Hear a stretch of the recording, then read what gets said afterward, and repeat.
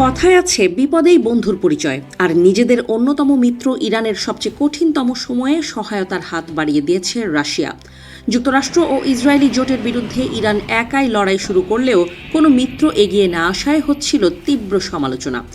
এবার সেই সমালোচনায় পানি ঢেলে ইরানকে বাঁচাতে ছুটে এসেছে দেশটির অন্যতম মিত্র রাশিয়া। যুদ্ধক্ষেত্রে তেহরানকে আরও নিখুঁতভাবে ড্রোন হামলা চালানোর টোটকা দিচ্ছে মস্কো, আর সেই টোটকা পেয়েই যুদ্ধের ময়দানে মুহুর্মুহু ড্রোন হামলার মাধ্যমে বাজিমাত করছে ইরানি বাহিনী। পশ্চিমা গোয়েন্দা কর্মকর্তাদের বরাত দিয়ে মার্কিন সংবাদ মাধ্যম সিএনএন বলছে, বর্তমানে ইরানকে অত্যাধুনিক ড্রোন কৌশল দিয়ে সহায়তা করছে রাশিয়া। ইউক্রেন যুদ্ধে অর্জিত রাশিয়ার সেই অভিজ্ঞতা কাজে লাগিয়ে ইরান এখন মধ্যপ্রাচ্যে অবস্থিত মার্কিন ও উপসাগরীয় দেশগুলোর লক্ষ্যবস্তুতে আরও নিখুঁতভাবে হামলা চালাতে সক্ষম হচ্ছে। যুদ্ধের এতদিন ধারণা করা হচ্ছিল রাশিয়া কেবল সাধারণ লক্ষ্যবস্তুর তথ্য দিয়ে ইরানকে সাহায্য করছে, কিন্তু এখন দেখা যাচ্ছে তারা সরাসরি রণকৌশলগত পরামর্শও দিচ্ছে। ইরানের তৈরি কিছু রাশিয়ার কারখানায় উৎপাদিত শাহেদ ড্রোনগুলো এখন উপসাগরীয় দেশগুলোর আকাশ প্রতিরক্ষা ব্যবস্থা সফলভাবে ফাঁকি দিচ্ছে।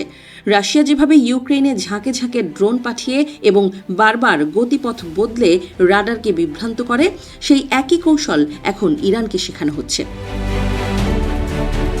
এই পরিস্থিতিতে নাক গলিয়েছেন রাশিয়ার সঙ্গে দীর্ঘদিন ধরে যুদ্ধে থাকা ইউক্রেনের প্রেসিডেন্ট ভলোদিমির জেলেনস্কি। বুধবার জেলেনস্কি দাবি করেন, রাশিয়া কেবল ড্রোন নয়, ভবিষ্যতে মিসাইল ও আকাশ প্রতিরক্ষা ব্যবস্থার ক্ষেত্রেও ইরানকে সাহায্য করবে। এর মোকাবিলায় ইউক্রেনের ড্রোন বিশেষজ্ঞরা কাতার, সৌদি আরব এবং সংযুক্ত আরব আমিরাতে যাওয়ার কথা রয়েছে। সেখানে যুদ্ধক্ষেত্রে ইরানি ড্রোন ধ্বংস করার নিজস্ব অভিজ্ঞতা ও প্রযুক্তি বিনিময় করবে ইউক্রেনের ড্রোন বিশেষজ্ঞরা।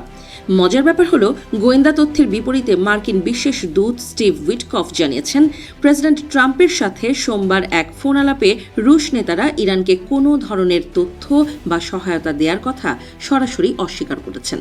উইটকফ বলেন, রুশরা বলছে তারা কোনো তথ্য শেয়ার করছে না। আমরা তাদের কথা বিশ্বাস করতে পারি। মার্কিন প্রেসিডেন্ট ডোনাল্ড ট্রাম্প এবং মার্কিন প্রতিরক্ষা সচিব পিট হেগসেথও রাশিয়ার এই যুদ্ধে সরাসরি জড়িয়ে পড়ার বিষয়টিকে গুরুত্ব দিচ্ছেন না। রাজনৈতিক বিশ্লেষকদের একটি বড় অংশের মতে, ট্রাম্পের কাছে রাশিয়ার এই অস্বীকার আসলে একটি কূটনৈতিক ধোঁয়াজাল, যার মাধ্যমে পুতিন একদিকে ট্রাম্পের সঙ্গে আলোচনার পথ খোলা রাখছেন, অন্যদিকে পর্দার আড়ালে ইরানকে অপ্রতিরোধ্য করে তুলছেন। এদিকে রাশিয়ার এই ড্রোন কৌশল বিনিময়ের ফলে ইরান এখন আর কেবল সংখ্যার জোরে নয়, বরং প্রযুক্তির নিখুঁত দক্ষতায় যুক্তরাষ্ট্রকে টেক্কা দিতে শুরু করেছে। রাশিয়ার এই রণকৌশলগত পরামর্শ ড্রোনগুলোকে একটি স্মার্ট মরণ ফাঁদে পরিণত করেছে, যা উপসাগরীয় দেশগুলোর কয়েক বিলিয়ন ডলারের প্রতিরক্ষা ব্যবস্থাকে স্রেফ খেলনায় পরিণত করছে বলেও মনে করছেন প্রতিরক্ষা বিশ্লেষকরা।